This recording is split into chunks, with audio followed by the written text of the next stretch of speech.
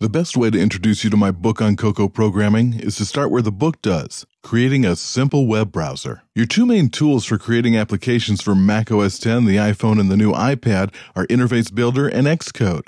In the next few minutes, we'll spend most of our time in Interface Builder, but we have to start up Xcode to create our new project. Create a Cocoa application and name it Simple Browser.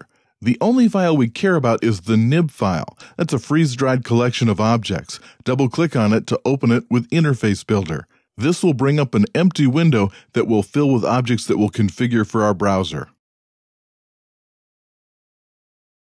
We look for widgets that Apple's already created for us in Interface Builder's library. First, let's look for a button. The library contains the classes, and when we drag something out of the library onto our window, we're essentially creating an instance of the class.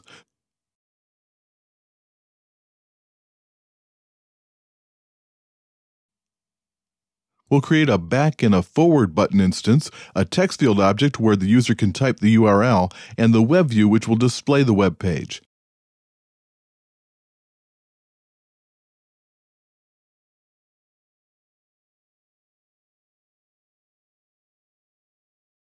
The blue guidelines help us place the components according to Apple's Human Interface Guidelines. We're done with the library, so let's bring up the Attribute Inspector and use it to enter a default URL for the text field.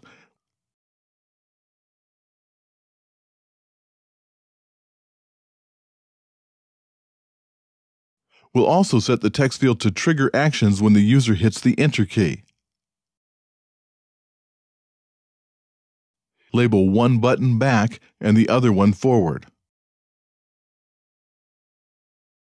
Now let's wire everything together.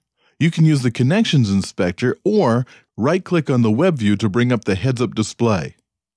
We'll connect the Go Back action to the back button so that when the back button is pressed, the previous page is loaded.